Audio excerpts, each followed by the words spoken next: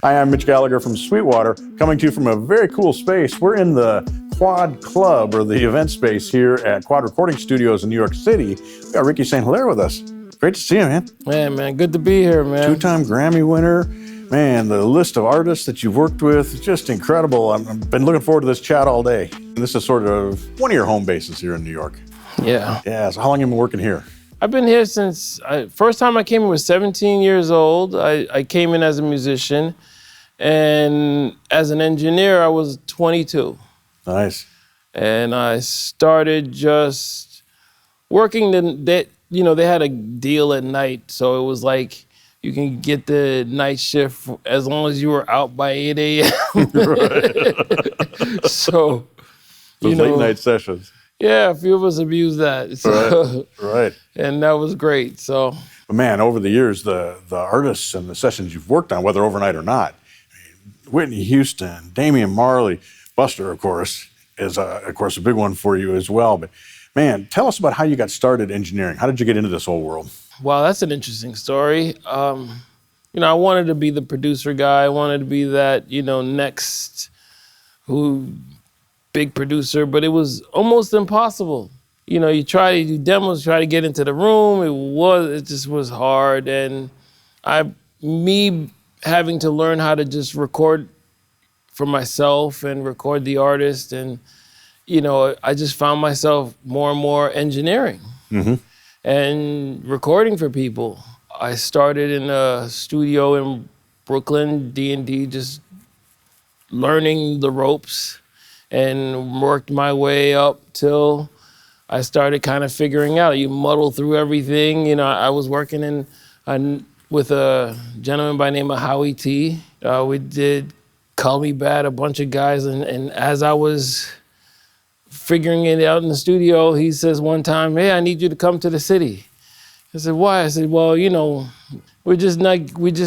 engineer there was a great engineer, but there was a vibe that I had with the guys that when we recorded the demo, and they wanted that vibe." So I went in, and I was like, I have no idea what I'm doing. I'm in a big studio, and I'm like, it's Soundcheck Studios, downtown Manhattan.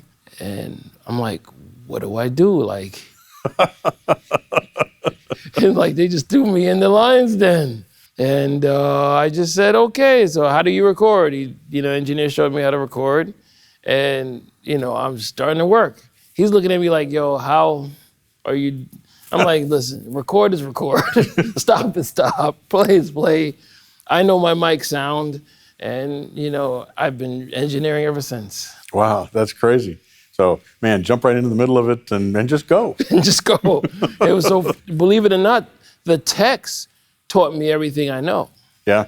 So before a session, I would come in and talk to the techs, and when they're aligning the tapes, and how does the automation work? Right. And as I was tracking, I was learning. I learned the SSL console and the Neve console, and it was, I'll tell you a funny joke. One time I was like, how am I doing this? Let me just go to one of these engineering schools, because I just feel bad that I don't have anything. Right. So I go to engineering school, and there's orientation. So I go into the orientation, and I sit down, and in the back of the room, they had a console. It was a Sony MCI console.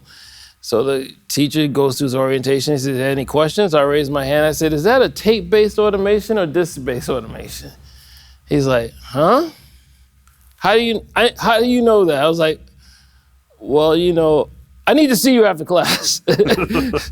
So he sees me after class, and he tells me, what are you doing here? I'm like, what do you mean what I'm doing here? Like, I'm working, I'm naming off all the studio, Electric Lady, Right Track, Hit Factory. And he's like, you need to get out of here.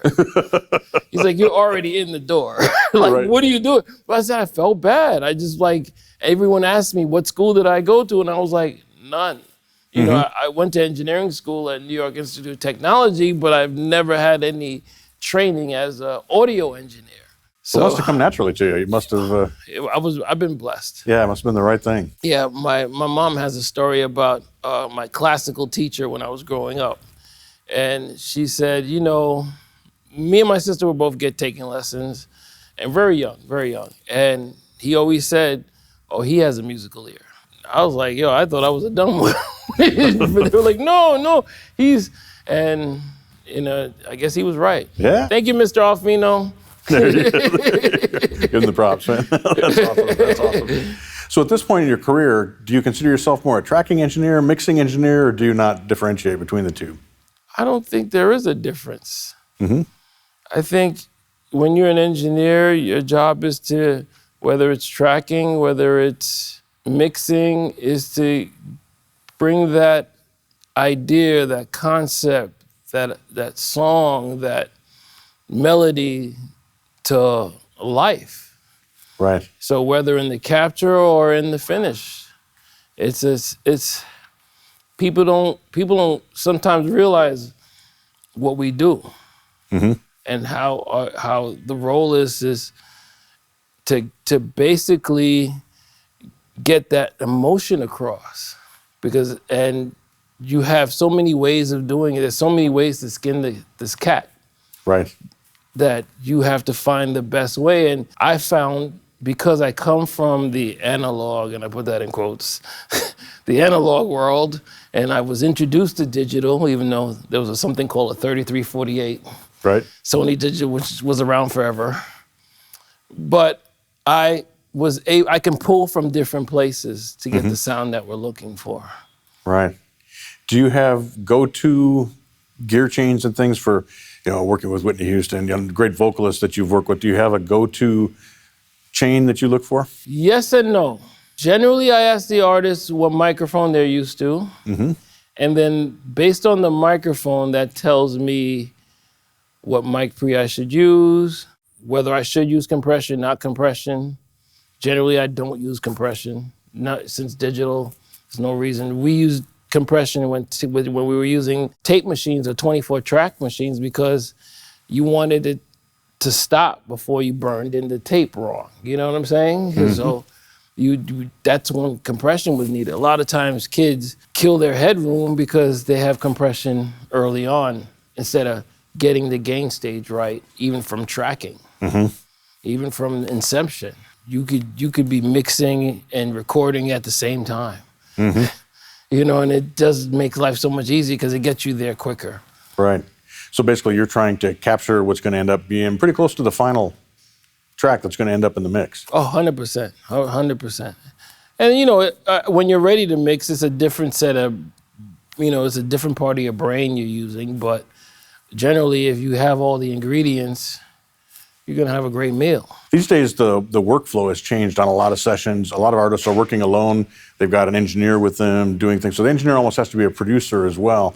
And part of that is, especially with singers, setting the vibe so that they feel comfortable to be emotional, to convey what they want to convey. Do you have tricks, techniques, an approach to getting a good take?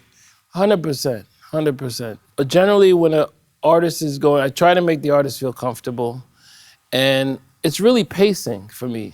Because once you have everything right, if you can get into the pace of the artist, because once the artist has to wait for you to do something, then you're taking them out of their element. So I try to make sure, like a lot of artists I work with, they love the fact that I'm fast at whatever I do, however I'm tracking. I just make sure I'm always thinking ahead because you have to anticipate what the artist might need and then be there, you know? And that helps them a lot because they can stay in the zone. The next thing I try to do is I try to always tell the artist, when they're in front of that studio microphone, don't act like you're in Carnegie Hall. Don't act like you're in Radio City. Don't act like you're performing in front of everybody because we don't get that energy. And they look at me, well, what do you mean? I said, no, like if the song is talking about love or emotion or someone you care about, think about that person you care about and sing. And all of a sudden the energy and the focus is different. Interesting. Because now it's not, they're singing in front of, like I watched their body languages change because now they're like, wow, it's about that moment. It's another trick I do is I don't even look at the singer when they're singing. I just listen. I'm looking at the NS10, getting lost in that performance. And if I can't get lost in that performance, we have to figure out why. What are the kind of things that can hold that back? So many things. One, technically, it's the wrong microphone. I was working with Mary J. Blige, and I gave her a setup because she wanted they ordered a C12. It didn't show up. So I was like, no, we'll be fine. I ended up using U67 Neumann, and I said, we'll be fine. And, we did the session. She just she couldn't get in. It was just, we tried. So we ended the session and came back the next day. She got the microphone she needed, and bang. Right, there was. Came to life. Yeah. It was just like, whoa, what? A microphone? Because it's what she needed to hear. And it just changed the game. So that's why I was like, you just don't know. People like, is there a go-to? Yes, no go-to. Yes, there's not. I like that, I'm gonna have to use that. What I try to tell the kids, the first rule of engineering, and they're like, what is it? And they go and list off. So there are no rules. It's all about what you're trying to capture. It's all about what the artist, the producer, the musicians are trying to say. And I said, an engineer's job is on a level of excellence when the engineer is not even felt in the room. And I don't know if people understand that and it sucks because we have an important role to play, but then we have a role that people don't even understand, and some people don't even respect. And it's so funny nowadays with the pandemic, people have to record themselves, and I set them up. They're like starting to be engineers, and they're like, oh, I'm sorry, man. I didn't even realize what you really did. Yeah. But that's a compliment to you. Yeah. That you became transparent, the process became transparent, and they could just make music. That's true. And it's great, but, it's a double-edged sword. Because then people don't realize what you really do in the room. Right. Most of the guys, there's a couple of guys out there that have my philosophy, and you'll never hear about us. You'll never hear about what we do. Right. Because we just don't talk. Right. We go in there, we get in, we get out. Now they will, though, because you've told the world. Well, yeah, the secret's out. Sorry about that. The secret's out. Yeah. So you were telling me earlier that when you started coming here to Quad and doing some of those things, you were doing a lot more rock sessions. There was a lot more rock music going on. I was doing everything. I didn't even care. Right. I learned to be an all-around engineer. People look at me as a hip hop guy. I did a lot of work with Buster, but when I'm in the room and I'm working, we're Clef and we're doing Wyclef and we were doing Your Love Is My Love. Had nothing to do with. But it was the ability to bridge the two, because now we're at the pop world meets the hip hop world. That's what we did. And people still to this day don't even understand how that record came about. Right. And I was like, we're all musicians, but we all know hip hop, but we love music. There are no rules. So one of the big differences moving from rock to hip hop is the bottom end is a little different in the mixes. How did you have to adapt, and how do you approach doing a mix? Because, man, getting that huge bottom end but still having the clarity is the challenge, right? I put bottom end everywhere. But there's a clarity to my bottom end that most people still don't understand how the heck I do it. All right, let's go into some theory. You like this. All right.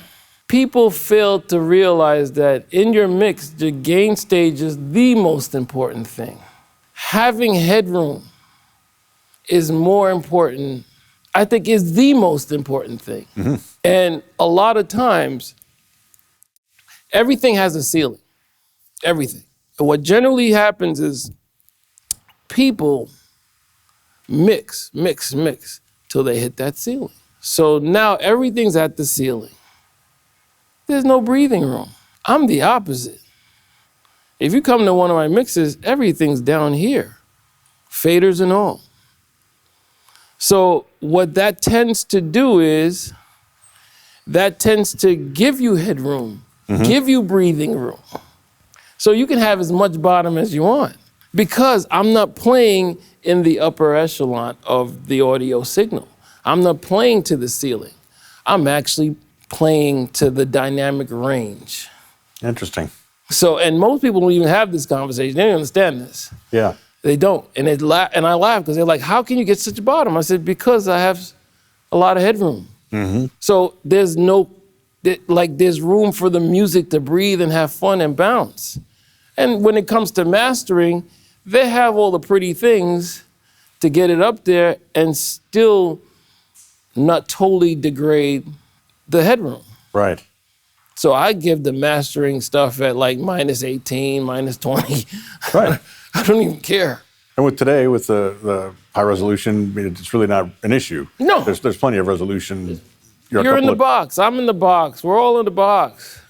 But how do we make the box sound better?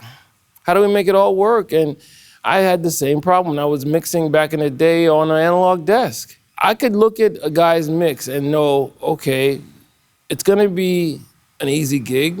He's gonna have a great time based on where his faders were. But when you start seeing faders all the way at the top, you have no room to go nowhere. Now you're just pulling things down, you're carving things out. I'm not gonna say it, for those that carve, Ginsu away.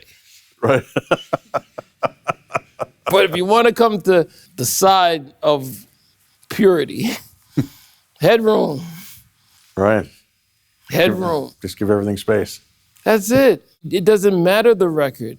I was working with a band, live band, and the bass player couldn't understand how he could live with the vocals and the guitar player and everybody. And the kick is just punchy. He's like, I don't get how you're doing that. And I'm like, it's really easy.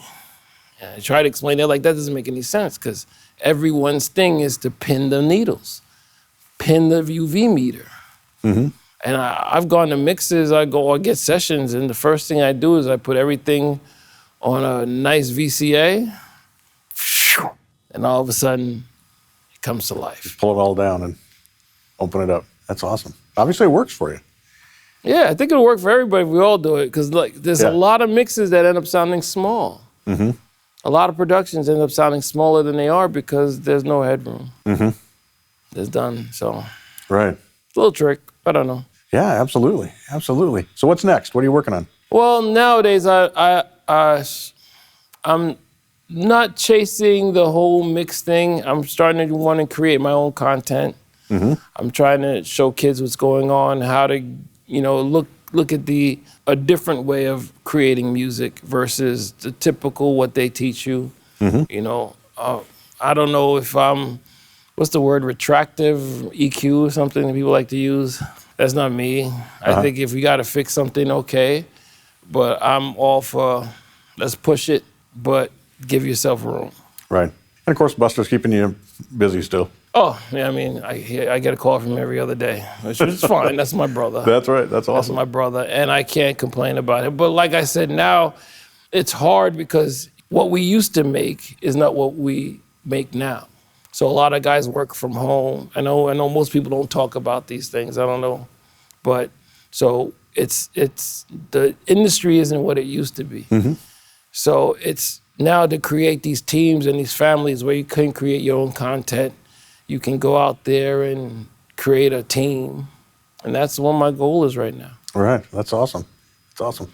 So I have to ask you, you've worked with, we've mentioned Whitney and Buster and Alicia Keys and Damian Marley. I mean, the list is so long. What is it that makes a great artist? Most of the time, I just see the determination. When it comes to their art, there's no fear.